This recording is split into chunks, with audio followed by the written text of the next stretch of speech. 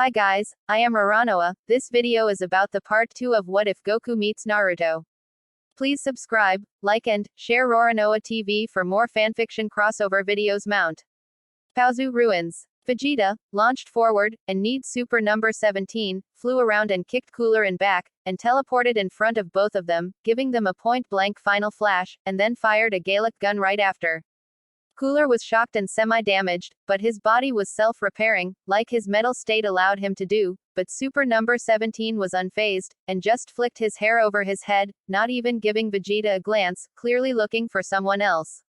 How dare he? I'm the Prince of Saiyans, you don't make a mockery of me. Prince Vegeta is not someone you brush off your shoulder, I'm to be feared by everyone, Vegeta thought angrily, but before he knew it, super number 17 responded to his thoughts with, "Oh, Vegeta, didn't your mother tell you to wait your turn? Besides, screaming your thoughts out loud isn't very good manners, now is it?"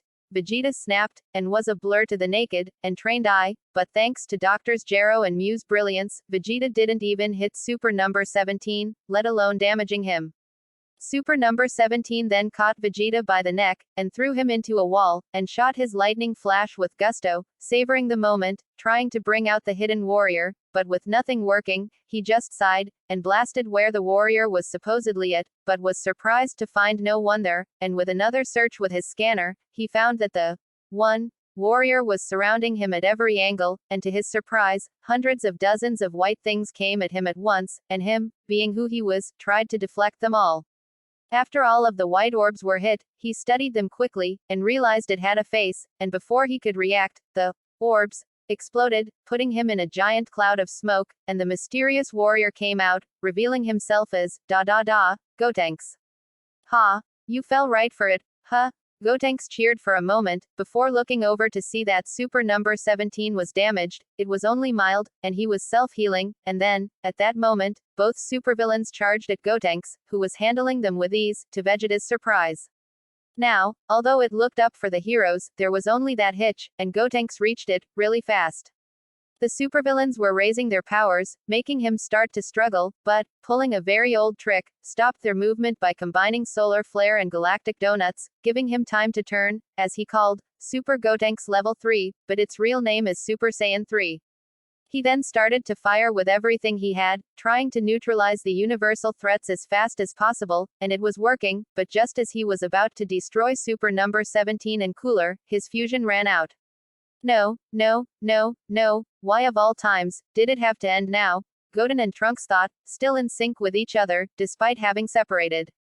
Vegeta decided to end Cooler, once and for all, and transformed into a Super Saiyan 2, but unlike what his calculations said, he was outclassed, and he was incredibly angry now, so, he decided all or nothing, and charged as a Super Saiyan Rose, but he was still outclassed, barely making it through Cooler's merciless beatings. Ha! Sinner's space beam. Vegeta yelled in desperation, and when it hit, Cooler was instantly knocked out, and super number 17, instead of charging, fell out, and Vegeta looked around, only finding Yamcha with a remote. Vegeta slowly fell down, and when his feet touched the ground, he blacked out. In a forest near the village hidden in the sand, Naruto turned around to see Hinata and Neji, and was kinda happy he had company, but before he could say hi, Neji had a hand on Naruto's neck, about to crush it. Naruto was suffocating now, when he heard Hinata shout for Neji to stop, and he complied, but reluctantly. "Why'd you do that?" Naruto yelled while gasping for air. "Imposter of Naruto, you will not speak unless spoken to, do you understand?" Naruto only nodded. "Who are you? Why are you here, with him?" Neji asked the last part with distaste. "Uzumaki Naruto, son of the 4th Hokage, former Jinchuriki of Kurama. I'm here because I just escaped Orochimaru's evil clutches, with him being another of Orochimaru's captured, and also the new Jinchuriki of Kurama," Naruto explained fast, but Neji heard it all anyway, but was skeptical when he said that the killer of the 6th Hokage is the new Nine-Tails Jinchuriki. "Okay, Naruto, how did the Nine Tails get removed from you, and put into him?" Neji said, but with confidence that this was Naruto, but would not treat him like it until he got all of the information accounted for. He swerved his head around to look at Goku, who was getting up, albeit slowly, and he ate a senzu bean, replenishing all of his stamina. Neji, still with the impression of Goku as the enemy, attacked, starting with Goku's chakra points. "You are in my divination, gentle fist, 128 palms, and Goku, in his naivete, responded with, diva, fist, palms, what does that have to do with anything? And Neji, not caring about Goku's words, launched his attack. 2 palms, 4 palms, 8 palms, 16 palms, 32 palms, 64 palms, 128 palms, what? How is he still standing, and I still feel energy flowing through him, what is he?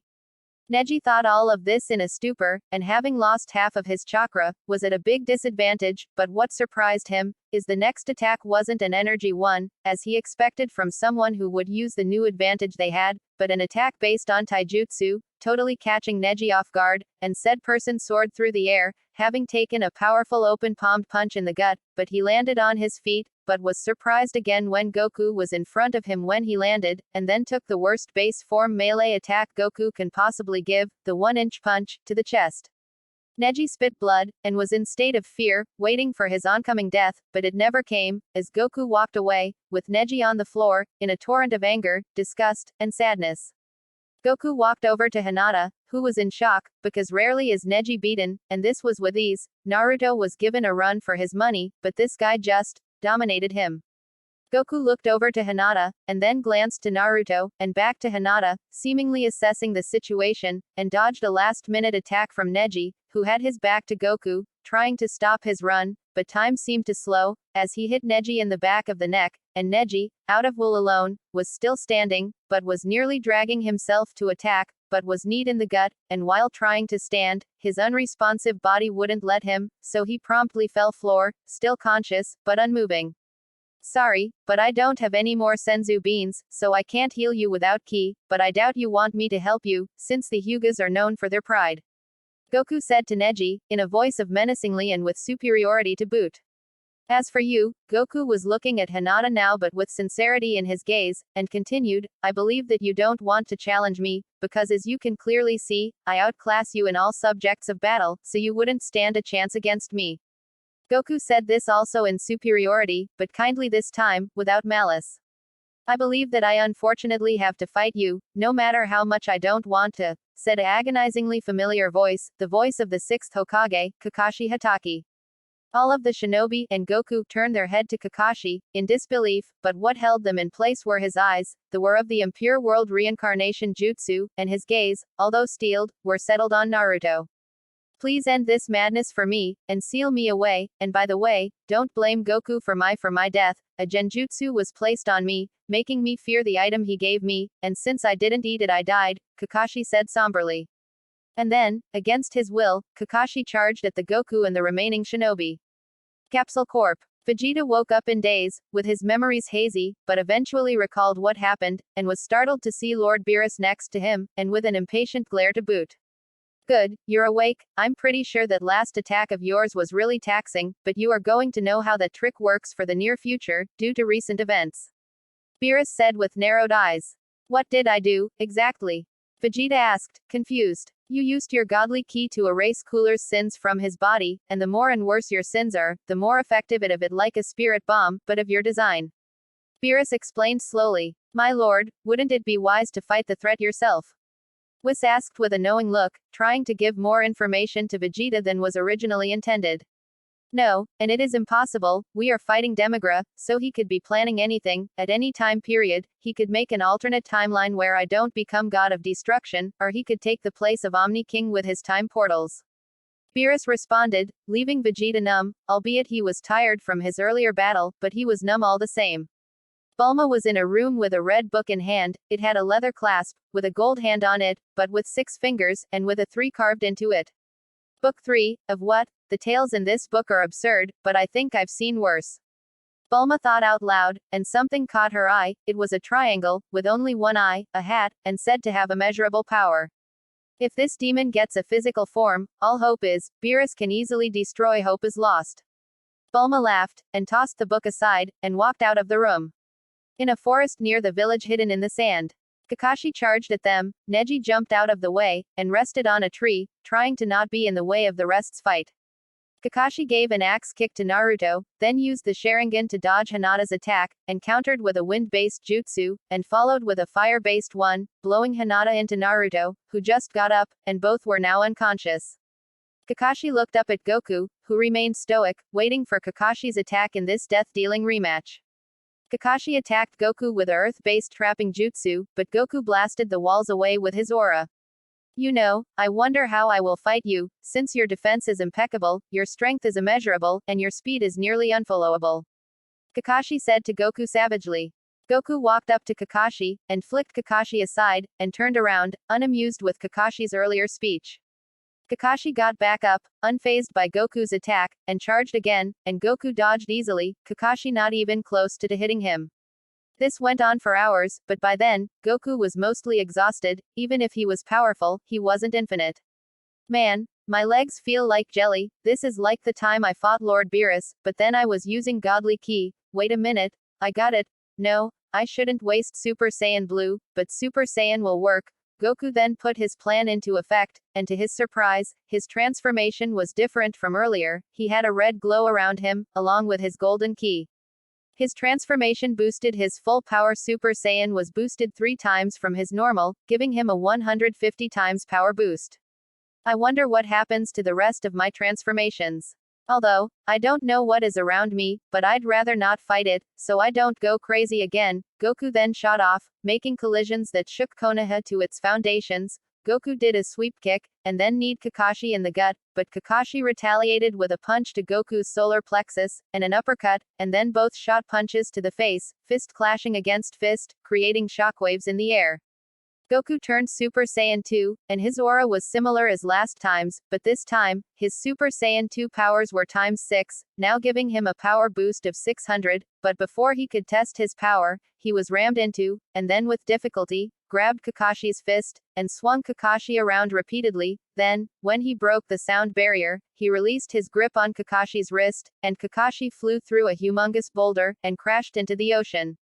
Goku took to the skies, and charged his signature attack, the Kamehameha, and blasted at the now standing Kakashi, but, like everything else about his energy, it was different. It was a ki chakra beam, and due to the unstableness of the attack, he exhausted himself after it hit Kakashi, leaving one option left, his godly ki reserves, which by some miracle, haven't been affected by his newfound chakra energy source. As a Super Saiyan god, Goku rushed and beat down upon Kakashi relentlessly, and brutally as well, leaving no room for error in his attacks, and soon, he had Kakashi by the neck, and shot a small beam straight through Kakashi's forehead, and Kakashi stopped moving, limp in Goku's hands, but Kakashi had a knife to Goku's neck, after feigning death, and slashed, but the knife just broke. Goku, realizing that he can't kill Kakashi, did something that reminded him of a time, many years ago, but Goku didn't need to reminisce at the moment, and shot 4 energy cuffs made of godly ki around Kakashi's whole body, and then he reverted back to base form, and sat down, tired, and went to sleep, with the other 2 presences inside Goku keeping Kakashi bound while Goku was in his deep slumber. But unbeknownst to them, a mysterious red-haired being had grabbed all of their unconscious bodies, and took them to a well-known city near them, the village hidden in the sand. Inside a hospital in the village hidden in the sand, Neji was the first to wake, and found himself in a room, reminiscent to a hospital, and got up quickly, but apparently too quickly for him to handle, because he fell, face first to the floor. He heard fits of laughter across the room, saw Naruto laughing his life away, pointing at Neji, and got up slowly, unlike his fallen Hyuga counterpart, and walked across the room, and put his hand out. Neji pointedly ignored his gesture and got up, feeling his pride at stake, and walked as gracefully as he could to the door, which wasn't much, since he fell again 5 seconds later. Goku walked past the door with handcuffs, with Gaara behind him, his sand ready for combat, with Kakashi in front, still bound by godly ki. Goku's appearance had changed, making him almost unrecognizable. His hairstyle was like a younger version of Sasuke, but instead of Sasuke's blue highlights, they were red. His clothing was also different. He was wearing a black spandex undershirt, with a black one over that. He also had baggy pants, with a red sash, instead of a blue one, but his eyes were that same blue, with that fear-inducing orange tint, making Naruto step back in fear, and fell on his back, and started crawling backwards. Neji, who was about to laugh at Naruto's fall, but then noticed his fallen comrade's expression, pure fear, he then followed Naruto's gaze, and it ended on Goku. Narrowing his eyes, he slammed the door, but it had the opposite effect than he hoped, as Naruto's face filled with dread. Open the door, Neji. Naruto shuddered out as he got up. Why? I saw your face, it was full of consternation, Neji yelled, which woke up the rest. Because this village is at stake here, Naruto retorted, unaware of the rest listening in. How is this village in danger? Son Goku is captured, and Kakashi can be sealed, there is no threat. Neji's voice was rising, with intensity in his eyes, until his made contact with Naruto's. It was waiting, it was waiting, it was waiting, Naruto repeated to himself, not in insanity, but in realization, that the new evil entity dormant inside Goku, had intelligence. A loud explosion was heard, across the hospital, and Naruto ran to the door, in a frenzy, but understood that he wasn't moving, 4 people were constraining him, keeping him from movement. Don't do this, Naruto, you're too weak to fight him. Neji shouted. A voice came from a shroud of smoke, it was dark and menacing, full of evil laughter. Ah, isn't that sweet? Now perish. 5 different beams came out of nowhere, converging to all of them at once. Goku slowly strolled out of the shadows, to check on the corpses, but found none. Damn, they escaped. It doesn't matter anyway, because I'm free, and I want to have fun. Goku used his aura to blow the hospital room into pieces, and found that his former captor, Gaara of the Sand, was right in the room. As they say, wrong time, wrong place, ha ha ha ha, Goku cackled. Gaara slowly climbed out of the rubble, unaware of the darkened Saiyan's intentions, and was grabbed by the collar, heaved up face to face with the now insane alien. What are you? Gaara barely whispered out, voice raspy with his near-death experience. You're right, I should rename, I got it, Kuroaku. The true Lord of Darkness, Goku exclaimed. Kuroaku, as he now called himself. Lugged Gaara over to a tree and bound Gaara on the tree with his ki, and made hand symbols, flying through them in a nanosecond, looking for remnants of the One-Tails chakra, started making hand symbols again, flashing through them in less than a second, and absorbed the One-Tails chakra, the crazed Saiyan. After absorbing it, he left a corpse, with a message. All Biju, your leader, the 9 Tails, also known as Kurama, summons you, go to the village hidden in the sand. Kuroaku floated above the land, hair flying up in the flames of the destruction he caused, and murmured something, causing tremors to shake the lands.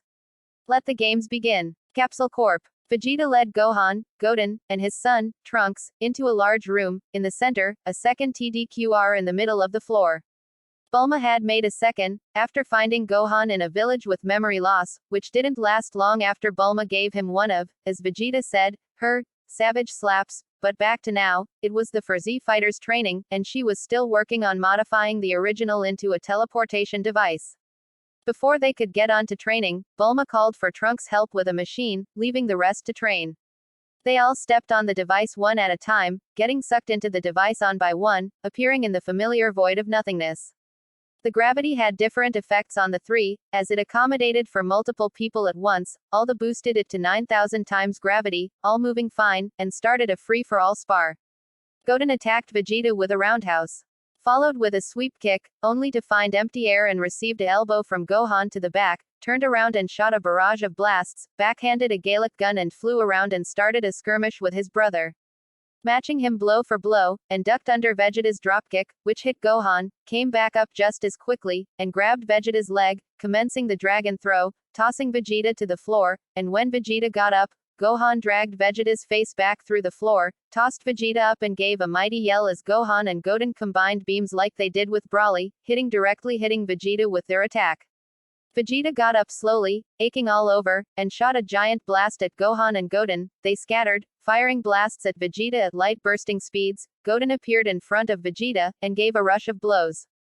Vegeta dodging repetitively, but not with as much ease as one would expect, as he was barely ahead of Goten, and then, he decided to ascend, but his decision took too long, resulting in Goten's tail around Vegeta's neck, and being lifted up, Gohan launched a rush of attacks, directed at the seemingly defenseless Vegeta, who went Super Saiyan to throw Goten in harm's way, while escaping it himself, and his plan backfired completely. As Gohan massacred Goten, he kicked Goten into Vegeta, resulting in them crashing into the floor together.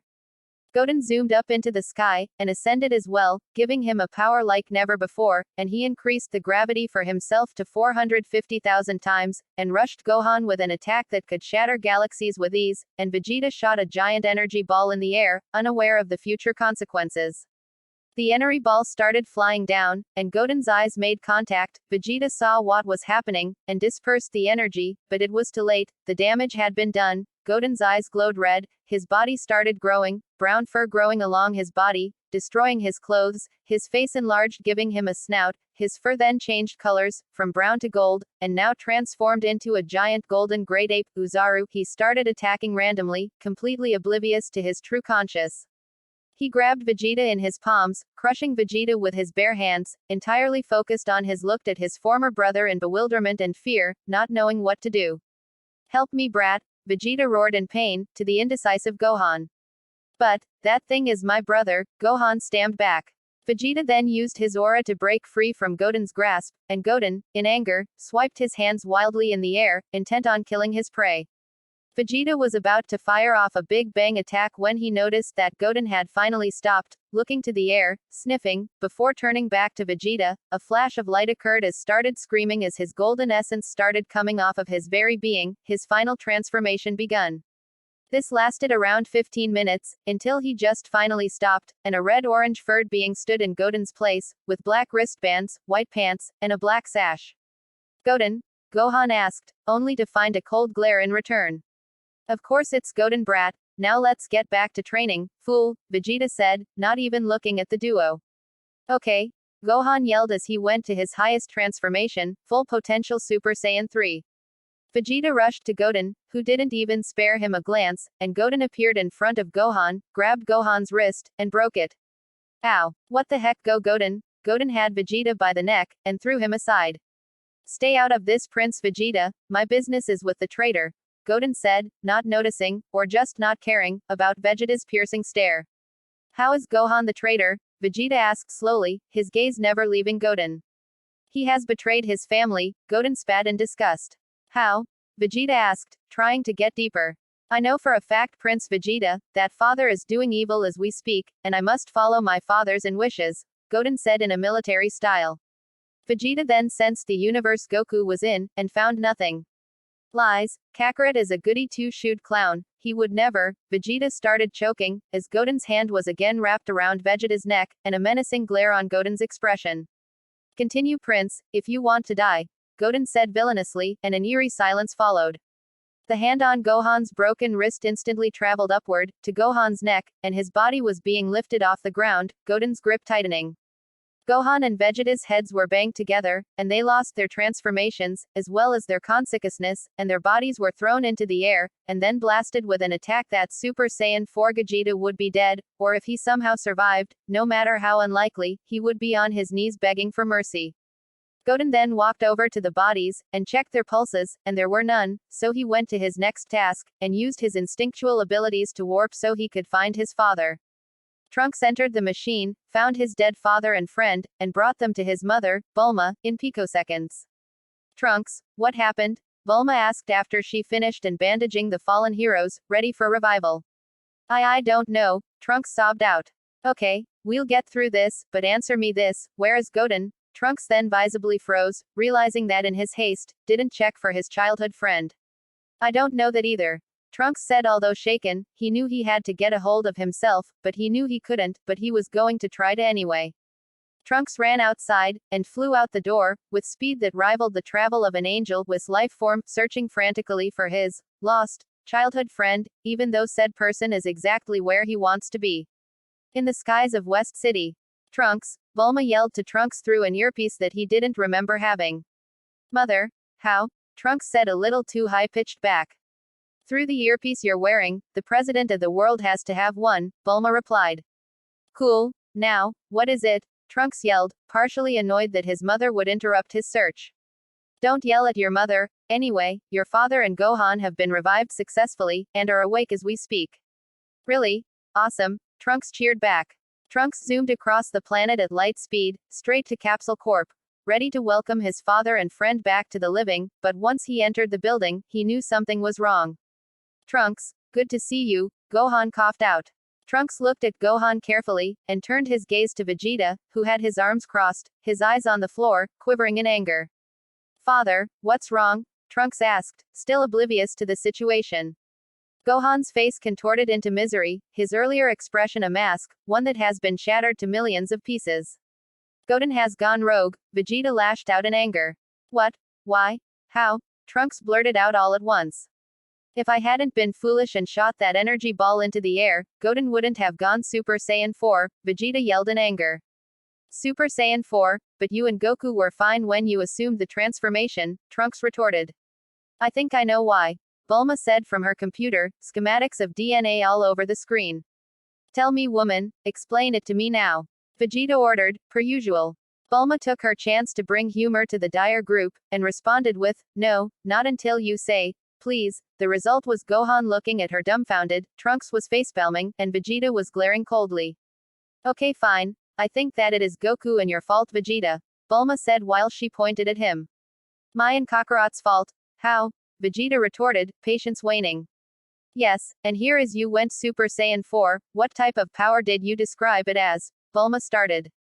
Primal. Now answer the question, Vegeta shouted. With apes and monkeys have children, the offspring's general instinct is to follow her mother, but Chi-Chi is human, meaning that the Saiyans' instinct is stronger, and since you and Goku are male, if your offspring will follow you, but that is long Saiyan 4, on the other hand, is so full primal and instinctual power, that those instincts are brought back into existence, Bulma finished. Okay, but that's Kakarot's problem, why is it my fault? Vegeta said confused. Didn't you just yell that it was your fault? Gohan said dumbfounded. Vegeta looked around, realizing he had screwed up big time, he backed away slowly, out of Bulma's vision, but as the vicious housewife she was, she sensed it immediately, and turned to face a very fearful Vegeta. Now Bulma, let's try to be civil here, Vegeta said as he backed away with his hands up. 10 seconds later and Vegeta was sure that he had been traumatized, and vowed to never cross Bulma ever again. An explosion could be felt on the other side of the building, and an energy skyrocketed out of the building, but the weird thing was, it felt like two beings destroyed the building, not one, but then it clicked in everyone's head, and soon, Bulma ran over with two senzu beans, getting Gohan and Vegeta ready for battle. Above the village hidden in the sand.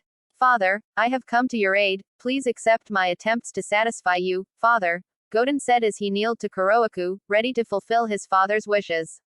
Son, I've been expecting you, and I like the new look, Super Saiyan 4 suits you very well. Kuroaku said while staring up at the moon, his arms crossed. Thank you, father, Goten said, still kneeling. Before we get started, we need to change your name, and you will only refer to me as Kuroaku, understood? Kuroaku stated, looking down at his offspring. Yes, Kuroaku, Goten said listening intently for his father's new name for him. You will now be called, Dakasan, the darkest of Saiyan half-breeds. Welcome to your new birthday, son, Kuroaku said slowly, as if savoring the moment. Thank you for my new name, Kuroaku, I shall not let you down. Dakasan yelled in devotion. Good, now go look for an energy signature like this, and bring it to me, Kuroaku told Dakasan while touching Dakasan's back. Yes sir, and with that Dakasan flew away, intent on completing his task. In the streets of Konoha, Naruto was carrying Neji and Hinata over his shoulder, apparently he still healed faster than the normal person, and because of this, he survived Kuroaku's attack, however Neji and Hinata didn't fare as well as him, and are currently unconscious. Naruto crashed into Lee, which in turn, threw Hinata and Neji into the air, and Lee fell on Sakura, who was behind him. Naruto, what happened to you? Sakura shouted, and for a moment, Naruto thought that Sakura was wearing a white and red hat with a kanji symbol, and a cloak with red kanjis on the back, but he knew that couldn't be, she couldn't be Hokage. So instead of that, he saw what she has to be wearing, what she should be wearing, what she is always wearing. But he knew what she was really wearing, and angered him, but he knew that there was more important matters at hand. Goku, he attacked the whole village, but it wasn't him, it was something malevolent creature inhabiting him. Naruto stuttered out, unwilling to tell the full truth, when he felt an energy wave, it was strange, but then, words burned into his head, and he realized what it said, and what it was too late. There is a message, from Goku, no, he now calls himself Kuroaku, the message says, All Biju, your leader, the Nine Tails, also known as Kurama, summons you, go to the village hidden in the sand, Naruto repeated. Lee, who didn't know who or what Goku and Kuroaku were, was utterly confused, decided to train, and ran into the forest, a mistake he'll never forget. Sakura grabbed Naruto, and put his arm around her shoulder, attempting to help him walk, but was surprised to see that he threw her out of the way of a flying Lee. Naruto realized two things: 1, Neji and Hinata haven't fallen back down, and 2, he was still weak after the attack at the village hidden in the sand. Lee got up, sporting a shiner, and leapt backwards next to Naruto, leapt away from Naruto next to Sakura, who heard a distinct metallic noise, and turned around to see what appeared to be Naruto. Naruto, you spooked me, did you hear that sound? Sakura rushed out, her adrenaline at an ungodly high rate. Sakura, stay away from that thing, a voice yelled from behind, but that wasn't right, it couldn't be. Naruto was in front, but his voice came from behind her. Naruto punch, the imposter shouted, its robotic voice giving away its identity, Mecha Naruto. Sakura quickly dodged, and landed 10 paces away from her opponent, ready for action. Then the surprising happened. Lee blitzed by her, in the fourth gate, the gate of pain, and landed a right hook, followed with a powerful drop kick, sending Mecha Naruto into the air, and Lee jumped up, gaining eye contact with his adversary, and the bands on his sleeves wrapped around Mecha Naruto, and then, with great effort, Lee grasped Mecha Naruto around the arms, and flipped himself over, and gained momentum while spiraling downward, creating a giant veil of smoke, hiding the fighters from sight. When the smoke cleared, revealing Lee, battered, and a floating droid, which was crossing his arms. Capsule Corp. Trunks was impatient, pacing around the room, waiting for his father and friend to finish getting their clothes on. That's it, I've had enough, I'm going to go fight those two myself, Trunks thought arrogantly, and rushed into the winds of West City, intent on finding his enemies, wanting to vent out his rage onto them. 3 minutes later, Vegeta and Gohan walked outside, both in Saiyan gear, when Vegeta starts to fly off. Hey, wait up, Gohan shouted. Damn it, Trunks rushed off, we need to hurry up, Trunks might get himself killed. Vegeta yelled in rage. Suddenly, Cooler appeared in front of the two, with a smirk. Ah, now aren't we anxious? Do tell, what flustered the great Prince Vegeta, Cooler mocked. Move out of my way, with my Zenkai boost I could blast you to pieces with ease, Vegeta stated, and it was no bluff. Now Vegeta, me and Super Number 17 had a deal, I get you too, and he gets the purple-haired brat. This stopped Vegeta cold, but then, to Cooler's surprise, Vegeta smirked, thinking of how easy this victory was going to be. Cooler then started to power up, and transformed, but instead of gold, as Vegeta was expecting, it was silver. Ah, this is the transformation beyond Golden Cooler, Platinum Cooler, Cooler explained, ready for his fun. Now let us begin, Vegeta shouted, and they all got into position, ready to brawl, while Trunks gets ready to fight Super Number 17.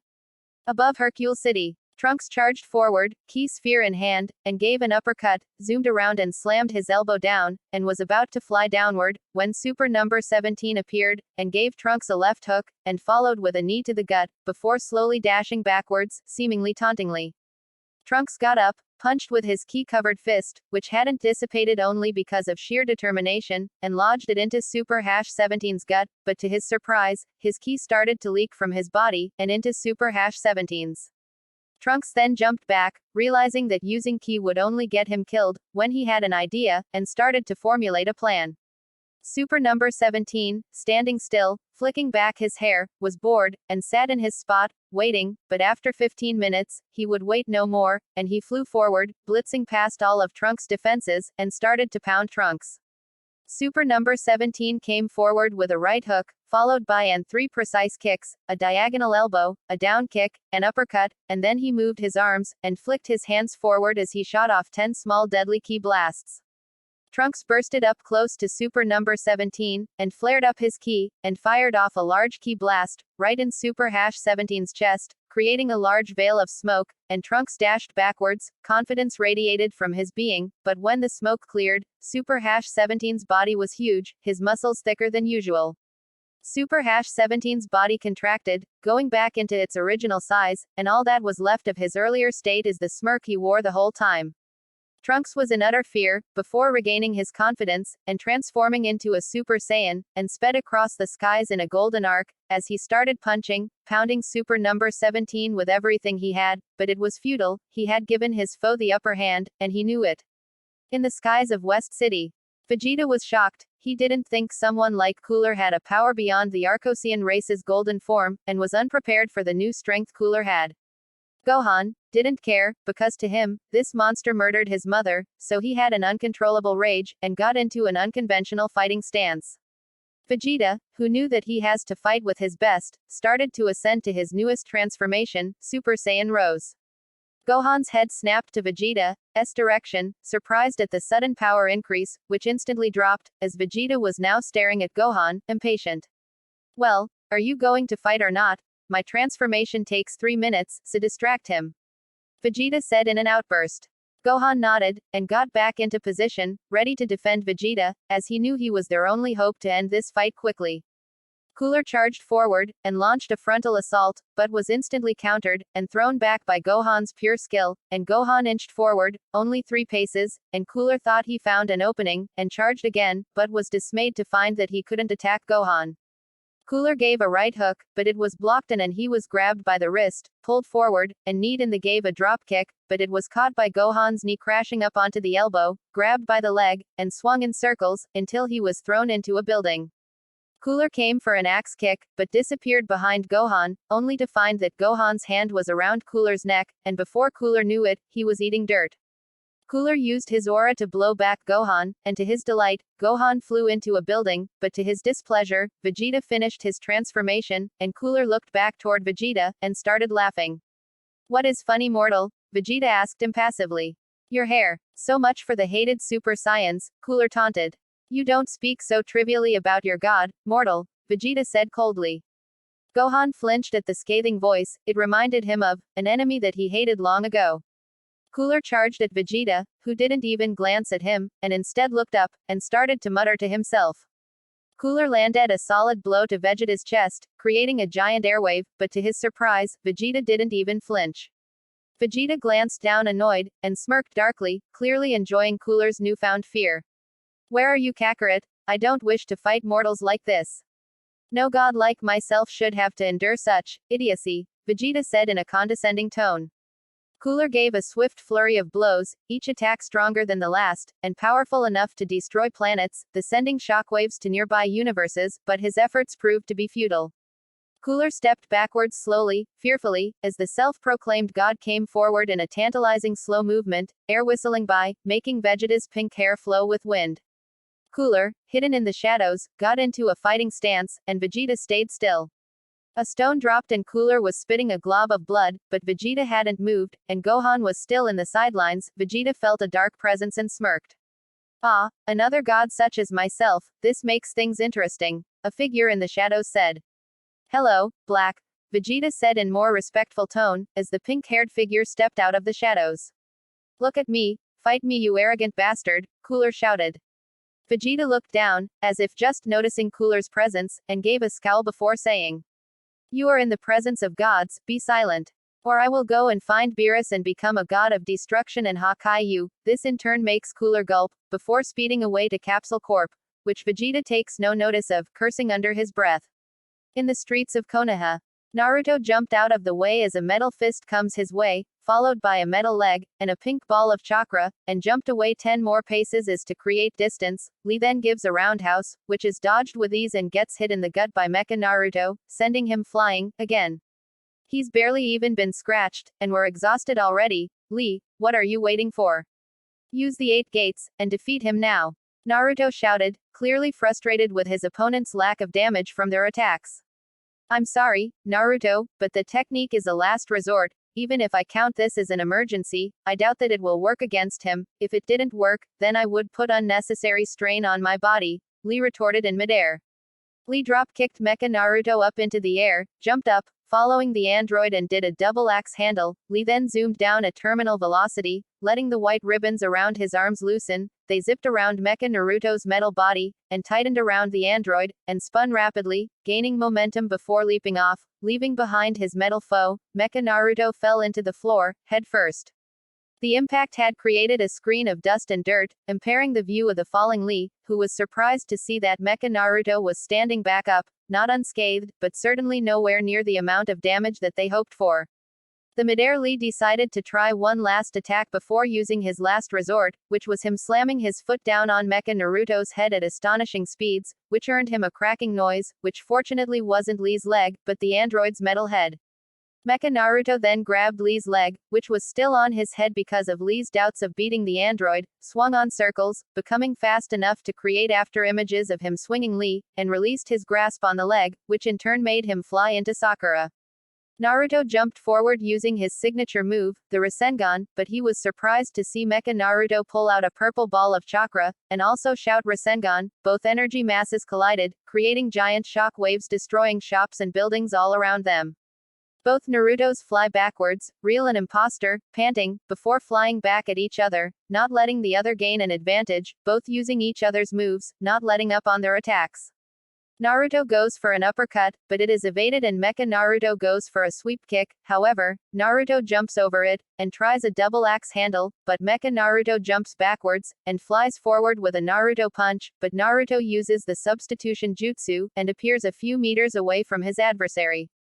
Naruto uses the shadow clone technique, surrounding his opponent with copies of himself, but Mecha Naruto isn't surprised or worried, and starts to rotate, spinning in a complete 360 fashion, creating after images, while the Naruto charged at him, but suddenly a giant sphere of chakra appeared around Mecha Naruto, thoroughly protecting him from all of Naruto's attacks. What? No way, that's Neji's rotation, how did he get that move? Naruto thought, which was unnecessary, since his question was answered shortly after he thought it. I have the ability to copy attacks, techniques, even entire taijutsu styles, Mecha Naruto states like it's everyday knowledge.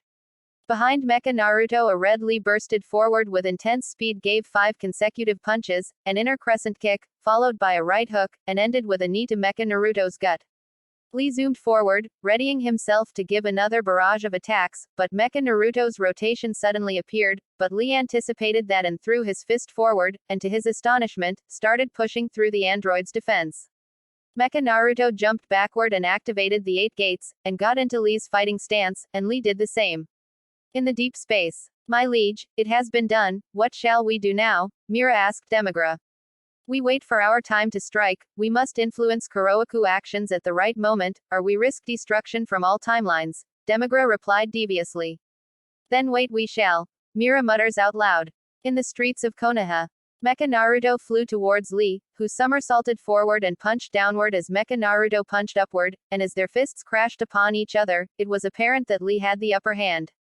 Mecha Naruto went for a sweep kick, followed by right hook, and a barrage of 4 small Rasen Shuriken, but only 3 of the 4 hit their target, the last one missed, but imploded on itself behind Lee, sending Lee forward, an advantage that was quickly exploited with a knee to the gut, a roundhouse, drop kick and a double axe handle down, into the floor, creating a crater that half of the Hokage's office fell into. Lee got up swiftly, not wasting a second, and charged at Mecha Naruto, giving a right hook, backwards roundhouse kick, and an uppercut. Lee then used his limited time to use the 5th gate, the gate of limit, and zoomed to where his adversary was landing, and in short bursts attacked all around Mecha Naruto, a red and green blur to the untrained and trained eye. Lee threw a final punch, but to his dismay was caught, and then crushed, forcing Lee to slowly fall to his knees, but still fighting, threw his other fist forward, which was also crushed, making him scream in pain, but he was quickly silenced with a knee to his face, breaking his nose. Mecha Naruto kicked the unconscious Lee across the street, his face in the dirt, as Mecha Naruto, covered in a purple-black aura, raised his hand and made a Rasengan, and lodged it into Lee, creating a deep wound, but before he could finish, he was punched from behind by Sakura, who was panting. Naruto ran up beside Sakura and went into Sage mode, which in turn, Mecha Naruto copied, giving Mecha Naruto orange eyes, with +sign pupils. He opened and closed his hand, back and forth, enjoying his newfound power. Sakura gave a right hook, which Mecha Naruto caught, and retaliated with a knee to her gut, an uppercut, and finished with a sweep kick. The android then leapt out of Naruto's surprise attack, charged forward, evaded a straight jab, gave Naruto an elbow to the face, and gave a flip kick, and finished with a double axe handle at a blitzing speed. He then bursted forward and elbowed the upside-down falling Naruto in the solar plexus. Naruto got up slowly, and as a result, didn't see the punch Mecha Naruto gave, sending Naruto into the second Hokage's face. Sakura gave another punch from behind, which Mecha Naruto dodged with practiced ease, and gave a devastating judo throw, before putting his foot on her chest, shoving it down, while pulling her arm away from her, creating a deafening pop. A figure flew forward, and gave a kick, which connected, before getting grabbed by the leg, and spun around like a rag doll, and thrown like a toy into the first Hokage's face. The figure leapt out with Naruto in tow, before settling Naruto to the ground. The figure then rushed forward, showing all spectators the figure was none other than Sasuke Uchiha. In the skies of Hercule City, Trunks flew backward, and wiped off blood from under his mouth, before charging forward, attacking again, with more ferocity than last time, before getting kneed in the gut, forcing him to cough up more blood, as slowly distanced himself backwards while clutching his stomach in pain. Trunks then shot off a round of wild punches and kicks, each one weaker than the last, until he was punched in the face, before getting blasted by a point-blank energy attack, making him slowly fall to the floor. His hair changed back to purple, and he stayed down on the concrete in a crumpled mess. Super number 17 was about to finish the fight when he was headbutted by Gohan, sending him into a nearby building, before flying straight down next to Trunks, and then he found none. In a fit of rage he shot of a huge super explosive wave, and then shot off millions of tiny deadly ki blasts at his opponent, and followed up with a new and unstable technique, the Kame Seiko, and as the devastating energy attack came at super number 17, too late Gohan realized his mistake. As super number 17 absorbed all of the energy, Gohan almost stopped his attack, but he then smirked, thinking he could put this setback in his favor. Gohan released more energy into his beam, before transforming, and then transforming again, and then again, using all the energy he could muster, filling the attack with his will, his hope, and all of his sorrow. DBS abridged reference here, and with one last energy burst, finished his attack with his transformation intact. As the attack ended, a giant light filled the sky where Gohan and super number 17 were, like a beacon filling the sky. When Gohan looked down he almost gasped at the sight before him, as super number 17 was ripped, but not in a good way. His muscles looked like they were going to burst, his legs ripped his pant legs in half, and his navy blue shirt was in shreds, but then super 17's body started to condense down to his normal size, and the word that came out of super number 17 mouth froze his soul. I must thank you Gohan, without you I would have never found them. Super number 17 stated coolly. What do you mean? Who are them? Gohan fired his question back without skipping a beat. Oh, you don't recognize this place? This is where number 13, number 14 and number 15 died, super number 17 said without surprise. No it not, we moved the fight to that glacier, Gohan retorted in confusion. Yes, you did, and we are here, although, I should turn off the hologram created by the great super 17 replied just as calmly as before. And then the scenery changed, to a colder setting, but he didn't feel cold, on the contrary he felt normal, which confused him even more. Impossible, I should have felt a difference in temperature, and that building from earlier that you crashed into, I saw the debris, it was a part of a building, Gohan shouted to super number 17. No, your Saiyan cells protected you, so you didn't feel a thing, and as for the debris, you should know better than anyone that was a renowned genius. Super number 17 explained again, before getting in a stance and started to boost his power, until little broken microchips and small parts of machinery flew inside him. But what surprised Gohan more is that there were pieces that he didn't recognize, but he was too mesmerized to care. Super 17's appearance changed, his skin was still that but his pants weren't skin tight, they were now baggy black pants with two blood red stripes going down in an asymmetrical fashion on both pant legs. His upper body was much more muscular, his upper garments consisted of protective braces on each arm, he wore a blood red long sleeve undershirt with a green jacket identical to android number 16, but it had black spots, his hair changed to orange, and had been shortened and made to look much like Teen Gohan's hair, and his sclera in his eyes was a light yellow, and his iris was golden. Yes, I feel the power of all of the androids. Number 8, the remains of super number 13, number 16, number 19, number 20, even a super perfect cell from another timeline. My name is Ultra Bio 17, and I am the strongest android, the transformed android shouted to the world. Gohan gulped. He couldn't sense his opponent's power level, but he could feel the pressure of it through the air, he could nearly touch the tension of energy inside the android, and all of that coupled with Ultra Bio 17's earlier statements didn't give him a good feeling, in fact it sent chills down his spine. Ultra Bio 17 stood all the way up and crossed his arms, and Gohan got into the usual fighting stance of the turtle hermit martial arts style. A few moments passed as they scanned their opponent's weak spots. A rock fell and they charged at each other, energies clashing, as they started their monumental fight to the finish. In the skies of West City, Gohan looked up at Goku Black and Vegeta's soon-to-be climactic battle, thinking over the odds of Vegeta winning, but soon realized that he had nothing to go off of. Black slowly flew forward, stopping 10 paces in front of Vegeta, before looking around, and started sensing for a certain energy, but couldn't find it. Vegeta, you wouldn't happen to know where Goku is, would you? Black asked flatly. No, we are currently looking for. Do you think my strength is unsuitable to fight you? Vegeta answered, irritated with Black's question. No, it's just something personal that I wanted to clear up, Black replied calmly. They started to charge their energies, before blitzing towards each other, colliding so hard the earth was shaken down to the fabric of its core. Vegeta threw a right hook, which was countered by a grab, and with a familiar burst of godly ki, Black threw Vegeta to the earth, and followed up with 3 amethyst godly ki blasts. Vegeta stopped himself before he hit the ground, and in doing so dropped his guard for the one Black predicted he would, causing Vegeta to be bombarded with Black's deadly godly ki blasts. Vegeta retaliated with a Big Bang attack, which was countered with a Super Black Kamehameha, causing a beam struggle felt throughout the multiverse. Vegeta started to gain an upper hand and shot more godly ki into the attack, but then he felt a familiar energy, and never before had he wanted to kill himself so badly. Black had to utter the words he hated the most. Never before had he wanted to strangle Goku with the intensity of an Uzaru Kaioken, and as Black uttered those words, Vegeta wanted to shit himself, but he didn't, as the Prince of all Saiyans knew he was screwed in all ways imaginable.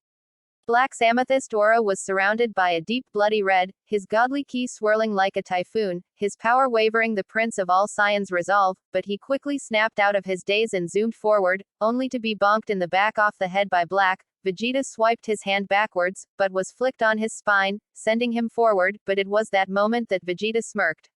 Final flash was heard across the skies as Vegeta's golden beam of death blitzed toward Black at undodgeable speeds, but unfortunately, no one ever said that Black needed to dodge, so he just tanked it.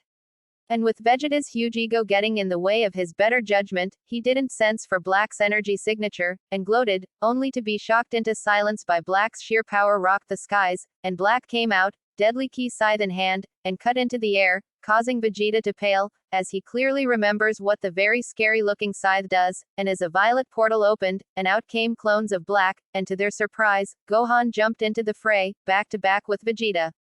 Leave, go help the other mortal, I got this, Vegeta mumbled to him, but was renewed with vigor when Gohan didn't leave, and was even more encouraged, not that gods like him needed courage mind you, when Gohan responded.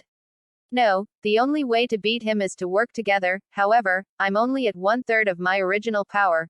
Gohan replied calmly, unsuspecting of how much he had helped Vegeta in that moment, but Vegeta would never admit to something like that. Why would that be? Vegeta growled out, seemingly unamused at Gohan's update of how much power Gohan has left. I used the multiform technique to create 2 versions of myself, one to follow Cooler, and the other to help Trunks.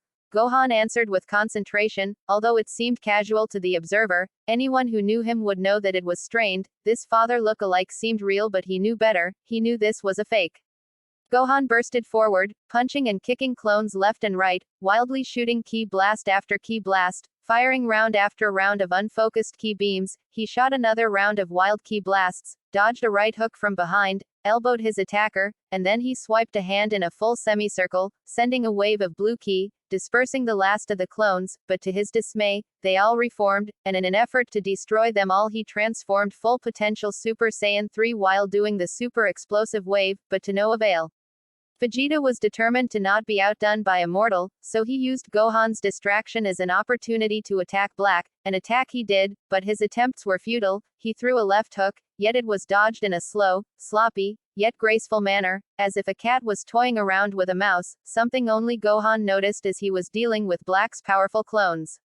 Vegeta then stopped, thought for a moment, and grinned, as he channeled his aura, straight to his hand, creating a very clumsily ki blade. He cursed, then dispersed it, before trying again, this time creating an identical copy to Black's blade, but he didn't stop there, as he shoved his blade into his hand, and to be truthful, it hurt, a lot, but the results were worth it, and as he started to pull outward, he pulled out a broadsword.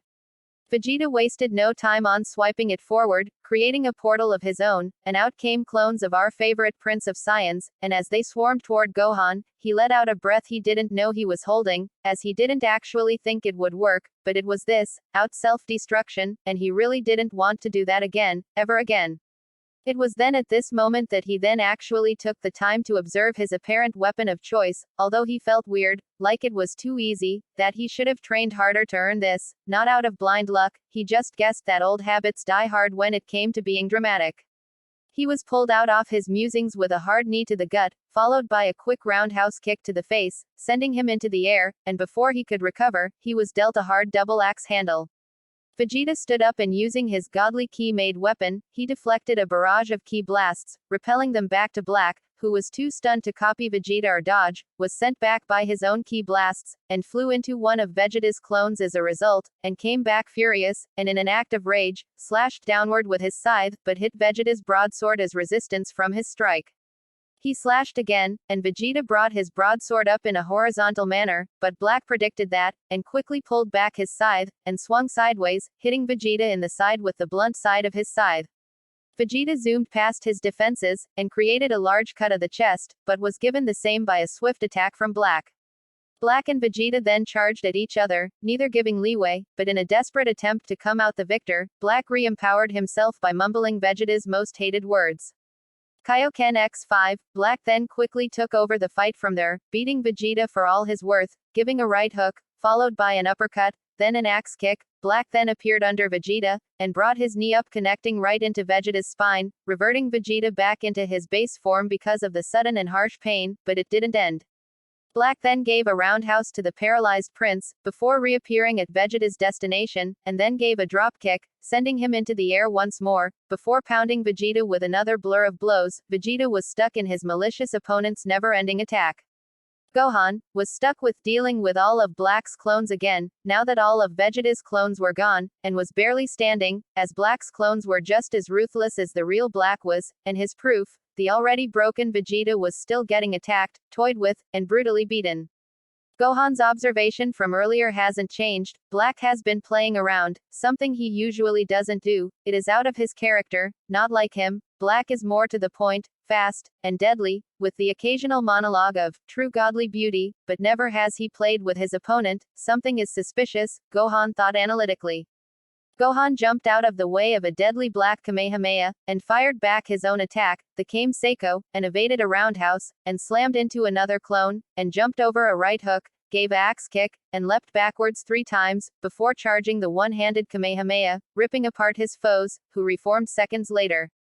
Gohan was about to continue when he saw a really horrifying sight. He saw himself, but he had white hair, his face was covered in red lines, his clothes were ripped, he had yellow shoulder pads with red lines, and he floated next to Cooler, and he could only draw one conclusion: Baby. Gohan pulled his fingers forward, before Baby escaped into his supposed partner, Cooler, and as Gohan started to finish merging with his multiform, and as soon as he finished, he drank some of the sacred water, Cooler took on all of Gohan's previous traits. This boosted his power to a new level, but nowhere near enough to stand against Black or Vegeta, but something clicked in Gohan's head: this isn't his full potential. If he absorbed more energy he would be in that state he was in against Dad, Gohan thought to himself. And much to Gohan's surprise, people started to surrounded Baby Cooler and fed him their energy. Me and my big mouth, brain, Gohan cried internally, and as the process ended, Black finally looked up, but in bitter disinterest, as he continued to slowly kill Vegeta. Gohan felt another 2 energy signature, and one he really didn't want to fight right now, even if he was at 2/3 of his original power, and the energy signature zoomed forward, he saw the legendary Super Saiyan, Broly. Ultra Bio 17 appeared next to Broly, and as Baby Cooler's transformation finished, he knew he wouldn't make it out in a fight. However, Gohan was so distracted that he didn't notice his multiform or Trunks in the ultimate android. The second signature that was behind Broly, the most dangerous of Shadow Dragons, Omega Shenron, all 4 were watching, before interfering. Baby Cooler glared at Black, who didn't even glance back at Baby Cooler, still having his fun, not caring about his supposed accomplices, as he continued to thrash Vegeta with that same slow, sloppy, graceful movements. Black, Lord Demigra commanded us to end our opponents quickly, so finish it. Baby Cooler scolded, but Black just continued, still ignoring Baby and the rest. Baby Cooler then got up with being ignored, so he shot off an energy beam at Black, who promptly took it and came out unscathed, and instead of ignoring Baby again he looked over in an annoyed manner. No supposed time god is controlling me, as I wear the time ring of the K. All he doing is making me needlessly stronger, that means I do what I want, how I want, when I want, where I want, unlike you puppets, Black growled back. Gohan was sneaking away with Vegeta's body, but Ultra Bio 17 threw both bodies he was carrying at Gohan, making him fall to the floor, and as he absorbed the final multiform he cursed. Gohan jumped up and shot towards Capsule Corp, flying as fast as he could, and as he landed he ran past all of the rooms until he made it to one in particular. He ran to the switch and hit it on, through Trunks and Vegeta the portal, before jumping in himself. The villains ran into the room and jumped through the portal, following Gohan, until they landed on the floor, Gohan nowhere in sight. The portal was probably so unstable that it sent us in different places among the planet, Ultra Bio 17 suggested. This wouldn't have happened if you had just followed orders, Baby Cooler growled at Black, who just raised one of his eyebrows, and smirked darkly. Unless you can beat a god in battle, lower your tone shorty. Black fired back seemingly amused, but his eyes gave away his true emotion, anger, as Brawly snickered. Perhaps we should split work better alone, we would cover more ground, and it would get rid of an Ultra Bio 17 nodded, and Baby Cooler turned his head away from Black. Childish mortal. Black muttered shortly after he departed, and he flew right into who he was looking for, Goku, or as we know him, Kuroaku. Black, how are you here? No matter, I'll just destroy you and continue my quest of destruction, Kuroaku exclaimed, cackled madly. Black raised an eyebrow, but said nothing yet. Kuroaku was about to get into a stance when Black cleared his throat, requesting silence, as he continued his next statement. I Goku, am you from another timeline, not Zamasu, as after he killed me, I was SSVED, and got my body back, but then mankind betrayed me, so I tricked Zanasu with helping get rid of humanity, Black explained, but didn't get the response he was expecting. Instead of anger, he got indifference. The hell if I want are all the Biju, so I can have universal conquest. Now get out of my way or die, Black smirked. Apparently Goku turned evil, he would just have to fix the problem. He got into a fighting stance, and Kuroaku got into his own. He transformed into a Super Saiyan Rose, and they flared their energies. They pair flew at each other at light-bending speeds, their collision threatening the universe's existence. As they made contact, their energies warped around them, their powers steadily rising. The tension was so thick you could cut through it as their fists connected, sending shockwaves shaking the 5 great elemental nations. They leapt backwards, and as they tensed their bodies, intent on charging against each other again, the gods themselves would remember this day as their universes almost fell from this fight, and the anomaly that occurred after. Thank you for watching the part 2 of What If Goku Meets Naruto. Hope you like my video. Please subscribe, like and share Roranoa TV for more fanfiction crossover videos.